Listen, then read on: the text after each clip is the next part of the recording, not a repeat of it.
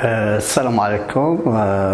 Aujourd'hui, j'aimerais vous présenter une nouvelle leçon. C'est une leçon de communication dans le cadre de la première sous-séquence de la séquence numéro 3 du programme du premier semestre sur passerelle manuel du secondaire collégial.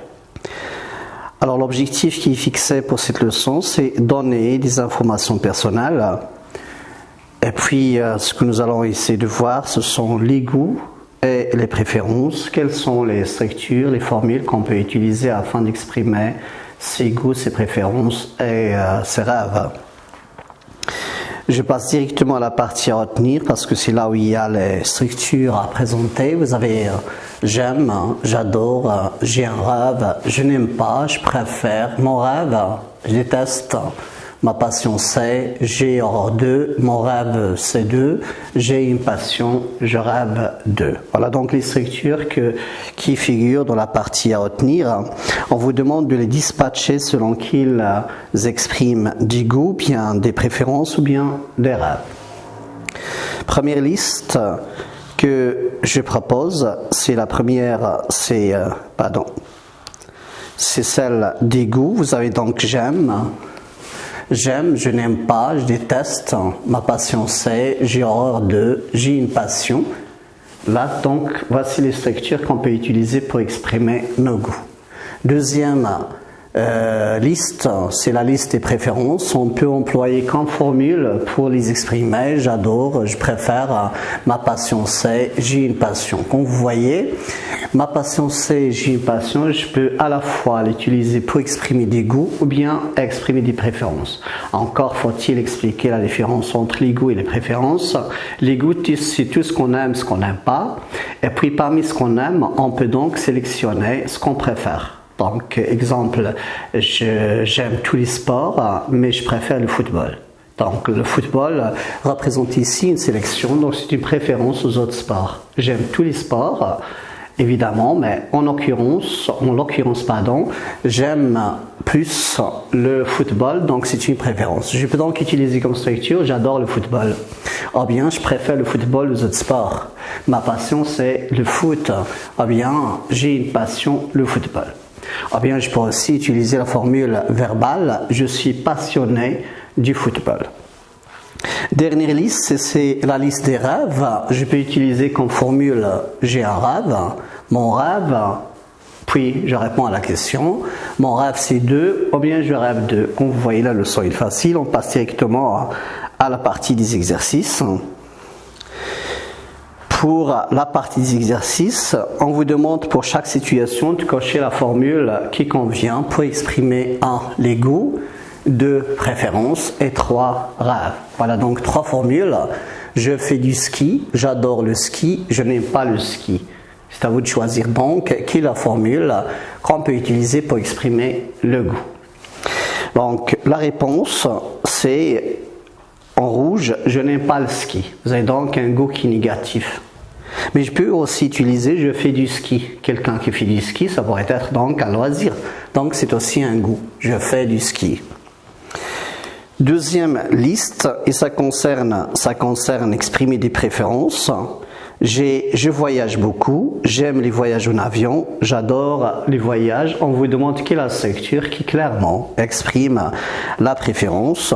Vous avez ce qui exprime clairement la préférence, c'est l'utilisation verbale de j'adore les voyages. Mais je peux aussi utiliser je voyage beaucoup.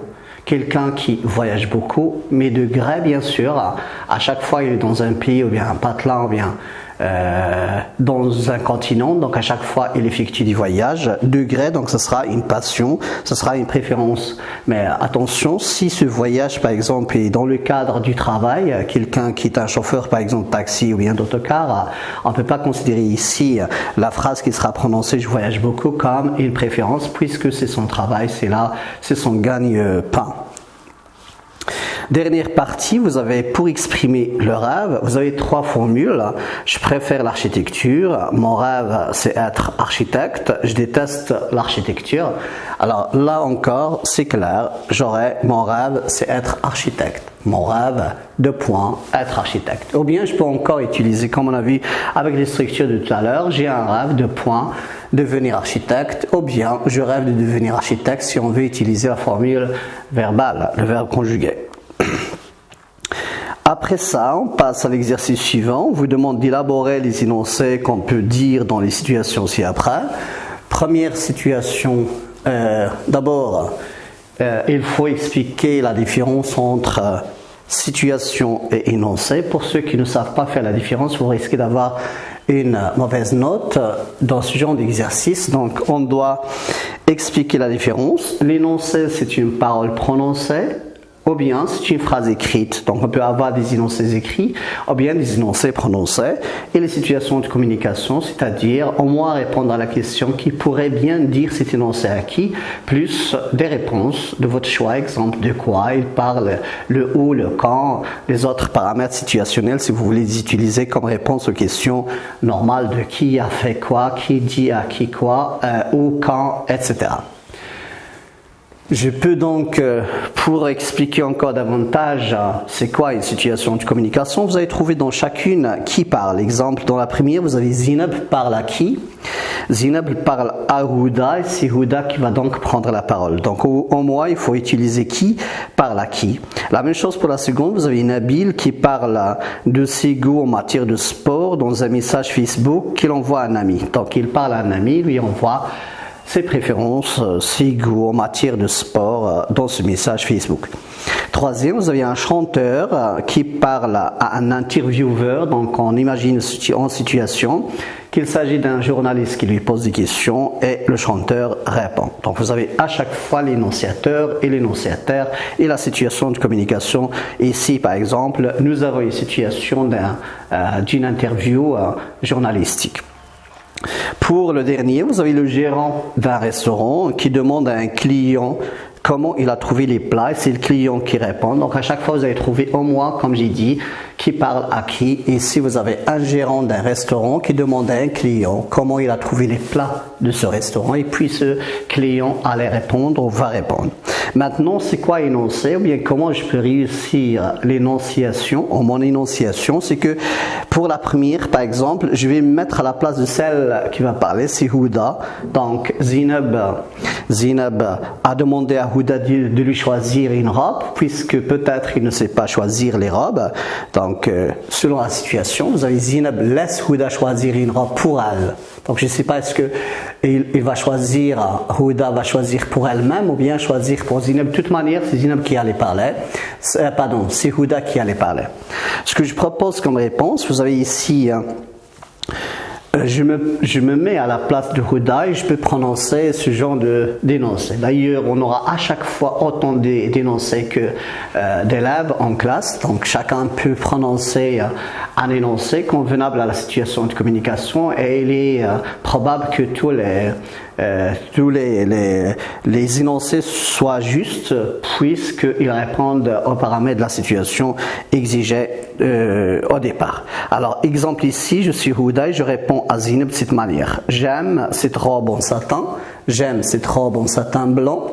Elle sera parfaitement assortie avec ta morphologie, c'est-à-dire la forme du corps, ton écharpe, l'écharpe qu'on met autour du cou, tes chaussures et tes boucles d'oreilles d'or.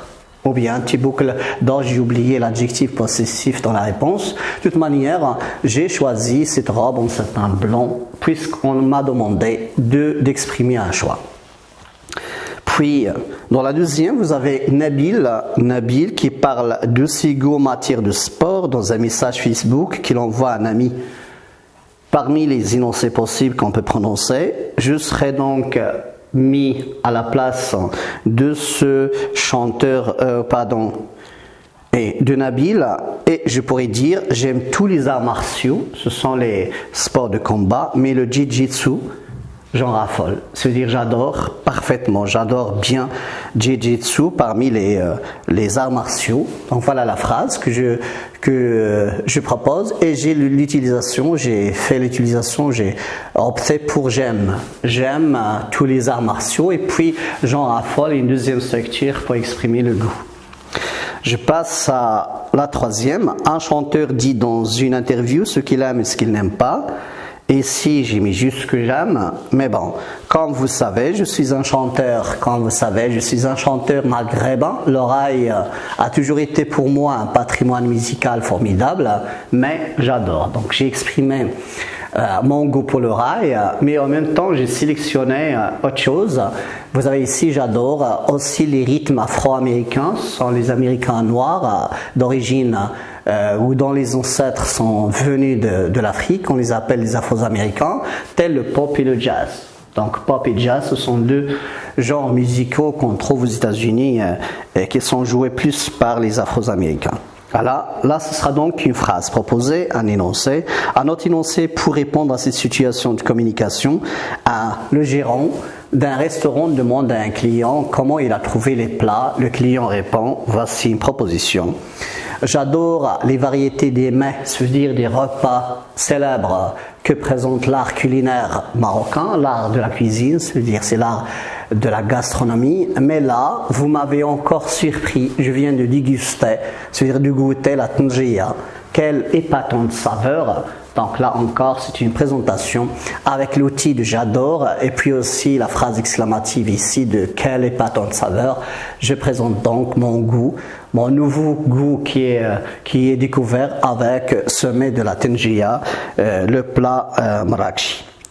J'espère que vous avez compris cette leçon. Donc voilà, pour exprimer les goûts, les préférences et les rêves, il suffit donc d'apprendre quelques structures pour chaque option et puis utiliser des phrases plus ou moins recherchées, soutenues, courantes, en français courant, soutenues au familier. Merci beaucoup et à la prochaine. Salam alaikum.